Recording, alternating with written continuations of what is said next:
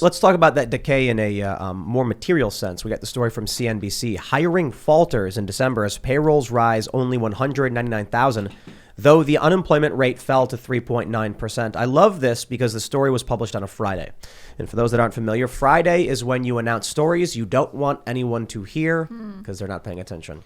Because this is bad news.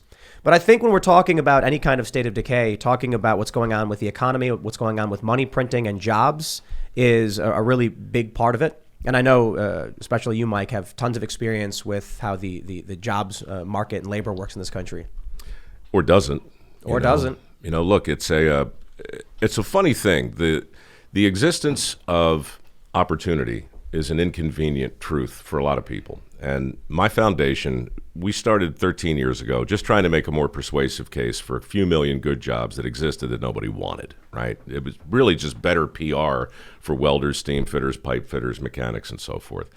These 11 million jobs that are currently open right now, the vast majority don't require a 4-year degree. They require training. So you're probably old enough to remember shop class was a thing once upon a time. Shooting club was too? That's right. Yeah. And home ec was too. Yes. Like real skills. And whether you were into that or not, the fact that they existed in high schools gave a whole generation a front row seat to the optics of labor. You could at least look at a job and understand at a glance that it exists, right? That doesn't happen anymore. We took shop class out of high school. And that, by the way, was no mean trick, right? It used to be the vocational arts. So we took the art out of it, called it VOTEC, changed VOTEC to shop. Then we walked it around behind the barn and shot it in the head. And when we did that, the unintended consequences, we're still seeing them. People wonder why college is so expensive. Well, hell, we just spent 50 years telling an entire generation that they're completely screwed without a 4-year degree. So we free up a bottomless pile of money to borrow in pursuit of that degree. Meanwhile, we affirmatively tell that same generation that there's a whole category of jobs that are beneath you, which, surprise, surprise, just happen to be the very jobs that are currently going begging right now. So we're lending money we don't have to kids who can't pay it back to train them for jobs that don't exist anymore. And that's what that headline's all about. Yeah. People don't seem to understand this. When we talk about, they say, 4 million people unemployed, or what is the number? 4.5 million people quit their jobs last month. Last month. They quit their jobs, dude. And then you have 11 million job openings. And so people who look at that at a cursory glance, they don't understand. Somebody who quits their job as an insurance broker or middle manager at a cracker factory can't go become a petroleum engineer or even a plumber. That's so right. There may be a job opening in certain trades or in certain industries that don't correlate. So we have that problem. I feel like there's something fascinating in my experience with a lot of people of my generation, millennials, where they don't understand basic economics. And I don't mean the math. I mean quite literally how to come about resources and food. So, I talk to the average person from my hometown or that I know went to college, and their idea is if I want to pay rent, if I want to eat food, I have to get a job. And in order to get a good job, I need a degree. Whereas my mentality has always been, I suppose maybe because I raked leaves for money or mowed lawns or shoveled snow. Growing up in Chicago, if I needed money, I'd have to go figure out how I can do it. So I'm a little kid. And so, I asked my dad, like, what do we do? I want to buy a toy. He's like, well, make money. I'm like, how? And he's like, I don't know, figure it out. So me and my brother, we make Kool-Aid. We go to the park and we have a pitcher and we'd sell glasses of Kool-Aid at the baseball games. Or he'd take a rake and go ask people if they want to give you money. And I'd knock on doors. Hey, I'm willing to do a job for you in exchange for money. I didn't need a degree. I didn't need to go and ask an employer to employ me or fill out forms. It was literally I could ask another person if there was an exchange to be made. I feel like our generation, my generation, doesn't understand that. Well, they're being given a binary choice, and it's a false choice, right? It's not one or the other. I remember in the debates, Rubio said something. He said what the country needs are fewer philosophers and more welders. And my social blew up. My foundation blew up. They were like, hey, this guy gets it. He's saying what you've been saying. And I said, well, actually, no. I'm not saying the problem with society is too many philosophers. I'm saying it would be nice if we had more philosophers who could run an even bead, and it'd be nice if we had more welders who could talk intelligently about Nietzsche and Descartes. And it's not like one or the other. You can't say, oh, look, I'm going to be a leaf raker and not be curious about the rest of the world. The thing I didn't have when I went to community college in 1980 was this thing, right? I didn't have this little handheld device that ties me into 98% of all the known information in the world. So if I just have a healthy sense of curiosity and an internet connection, all right, well, guess what? 2 weeks ago, I watched a lecture at MIT for free. Now, that thing would have cost thousands of dollars, but it's all available virtually for free to anybody. And so if you look at it through that lens, the idea that we're still saying that the most expensive path is the best path for the most people, that's a big lie. And that's messing stuff up. Yeah. There's a great joke real quick. Someone posted on Reddit once, if you could go back in time and say one thing to shock the people of the past, what would you say?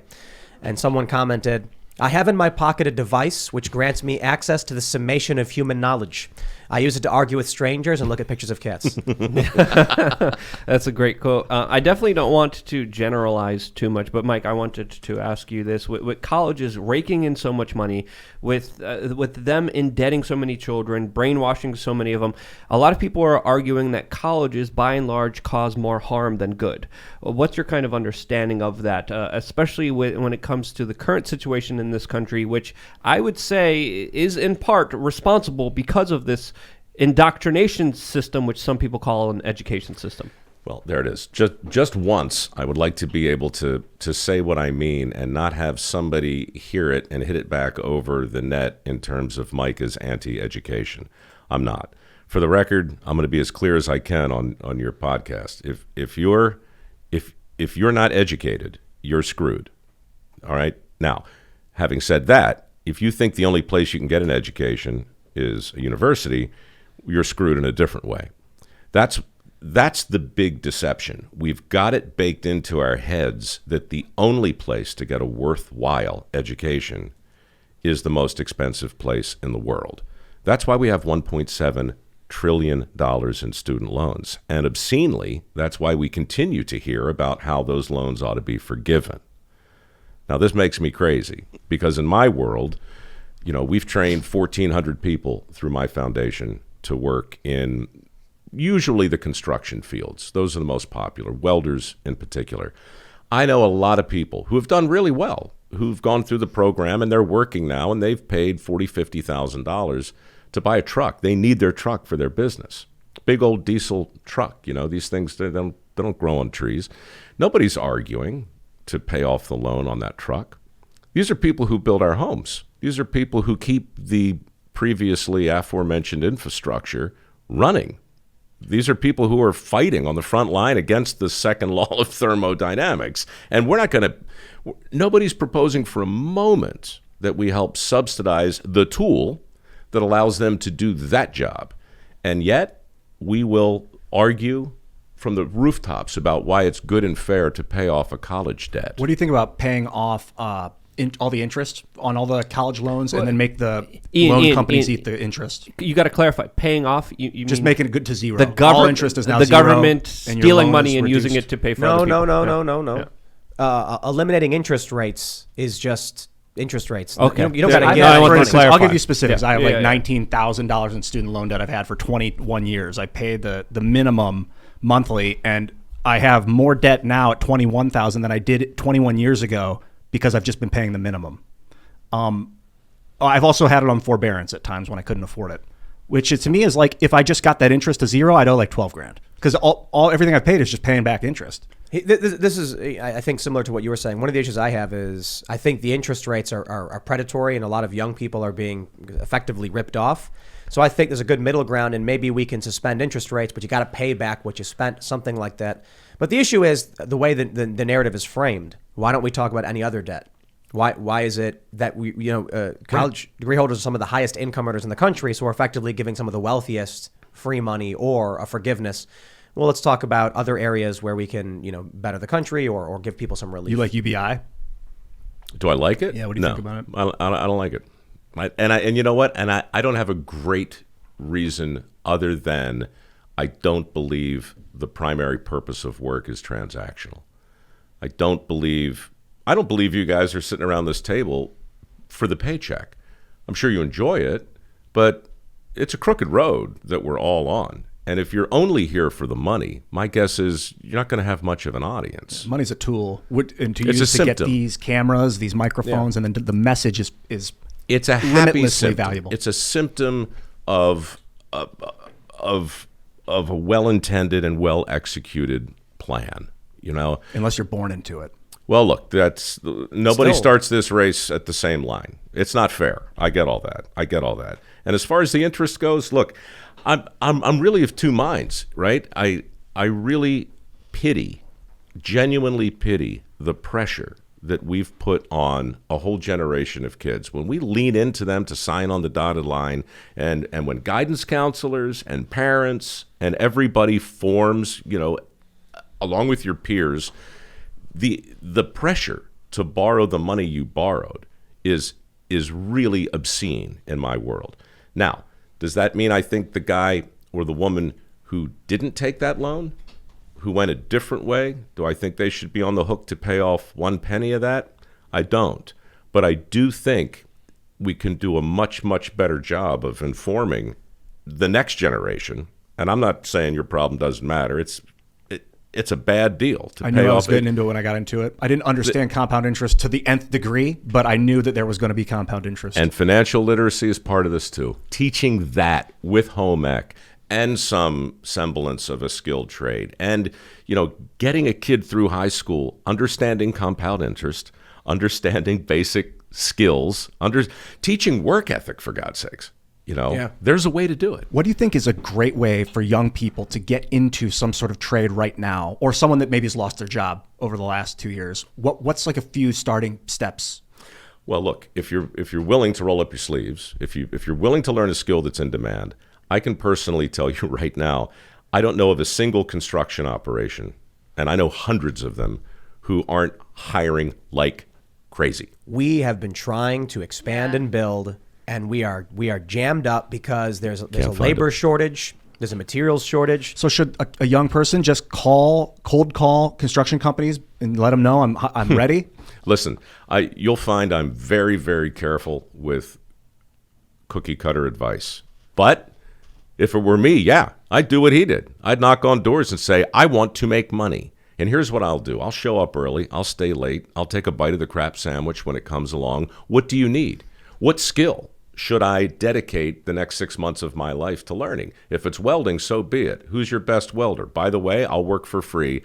I'll start. I'm telling you, I've never seen this kind of opportunity available. And I'll catch all kinds of hell for saying this, because to your point earlier, when we talk about the existence of opportunity, there's a giant tendency of a lot of people to go, those jobs suck.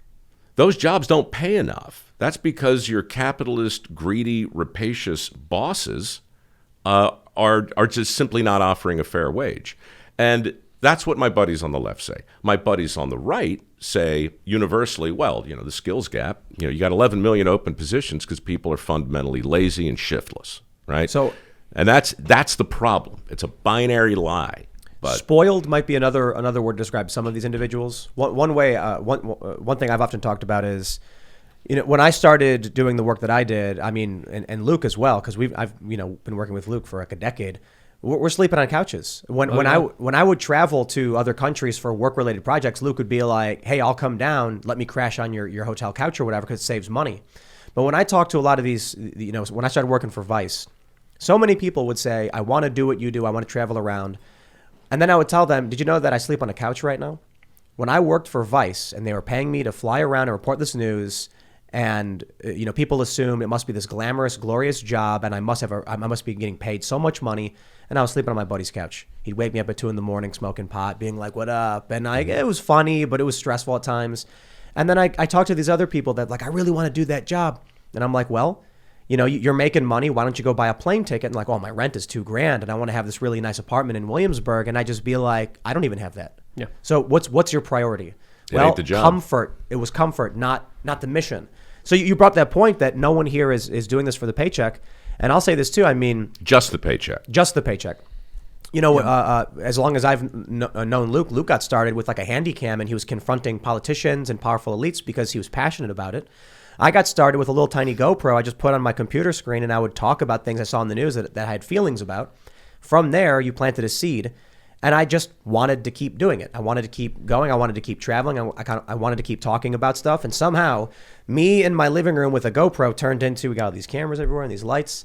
And the money was secondary to all of it. It was having a camera turned on, talking about what I think, what I feel, what I've researched, proving the liars wrong, fact checking. That's what I cared about. Now here we are with a company. We're building more. And I got to be honest, the money is not a factor in what our plans are. I don't put together, say, the Cast Castle vlog where we have, the chickens and stuff, because I was like, man, we're going to make so much money off this. I was like, I want to do something cultural. Right. We don't make money off of it, but we're having these videos. We're showing people behind the scenes. We're building culture. We're trying to inspire, young people. That's everything we're doing. Yeah. We're fortunate enough to be able to expand. Also, we just launched a charity that basically we're building decentralized software, social networking software, so people can host their own content and have subscriptions directly without any kind of middleman. That's great. With Fighting censorship. With that company, I could take $50 million and hire like 50 developers and start building a factory where we'll mass produce Raspberry Pis or something like it, preloaded with the software, turn it around, keep it if they're willing to work. And it's complex to launch that system. You needed like a lot of prep and oversight.